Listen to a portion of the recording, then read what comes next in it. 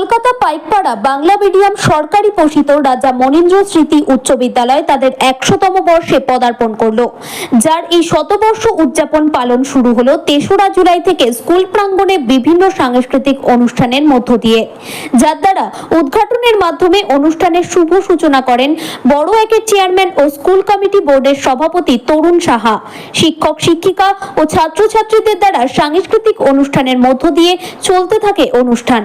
উক্ত অনুষ্ঠানে অন্যান্য বিশেষ অতিথিবর্গের মধ্যে উপস্থিত ছিলেন স্কুল কমিটির প্রাক্তন প্রেসিডেন্ট ও বর্তমান সদস্য প্রবীর কুমার কুন্ডু, স্কুলের ভারপ্রাপ্ত প্রধান শিক্ষক দিলীপ কুমার বর, অমিয়বালা বালিকা বিদ্যালয়ের প্রধান শিক্ষিকা ডক্টর কান্তা পাল, প্রাইমারি স্কুলের প্রধান শিক্ষিকা কাকুলি দাস সহ অন্যান্যরা।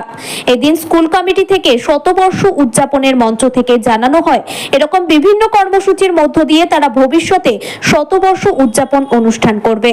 এর সাথে স্কুলে প্রাক্তন ছাত্রছাত্রীদেরও স্কুলে এসে যোগাযোগের কথা জানানো হয়। এটা তো আমাদের এই অঞ্চলের বিরাট বড় গর্ব যে ১০০ বছর পূর্ণ করা স্কুল। সিরা পরিবারের জমিদারি থেকে এই স্কুলটা পত্তন হয় এবং আপনারা দেখেছেন যে আজ নয়, এখন হয়তো ছাত্র সংখ্যা কিছুটা হলেও কম হয়েছে, কিন্তু একটা সময় ছিল ছাত্র ছাত্রী একই সঙ্গে সমভাবে পাল্লা দিত কে কখন কাকে টেক্কা দেবে। সেই স্কুল, সেটাই রাজা মনীন্দ্র স্কুল, পাইকপাড়া রাজা মনীন্দ্র স্কুল। তারা ঐতিহ্য নিয়ে দীর্ঘদিন ধরে ১০০ বছর ধরে রাজত্ব করতে পেরেছে এই পাইকপাড়া অঞ্চলে। এটা তো নিশ্চয়ই আমাদের কাছে গর্বের। আর উন্নত মানের ছাত্রছাত্রী তৈরি করতে পেরেছে। অমিয়বালা স্কুল হচ্ছে গার্লসদের জন্যে, আর পাইকপাড়া রাজা মনীন্দ্র স্কুল হচ্ছে বয়েজদের জন্য। সূত্রপাত হয়েছিল রাজা মহেন্দ্রচন্দ্র সিংহ। আমার এখান থেকে একটু এগিয়ে গিয়েই বাঁদিকে তাদের রাজবাড়ি ছিল। সেই রাজবাড়িতে রাজা মহেন্দ্রচন্দ্র সিংহ তার মৃত্যুর হবার পর তার সুযোগ্য পুত্ররা তারা কিন্তু এই স্কুলটা প্রতিস্থাপন করেছিলেন এবং সেই সময় স্কুলটা রাজপরিবারের পয়সাতেই চলতো এবং একটা সময় এখানেতে প্রায় ১৬০০ থেকে ১৮০০ স্টুডেন্ট ছিল এবং তারা প্রত্যেক দিন দুপুরবেলা ছাত্রছাত্রীদের একটা করে টিফিন দিত। যদিও তখন প্রত্যেকের থেকে একটা করে মাসিক নেওয়া হতো, হয়তো খুবই কম, ৪ টাকা ৫ টাকা ৮ টাকা এরকম, সেই হিসাবে নিয়ে কিন্তু স্কুলটা শুরু হয়েছিল।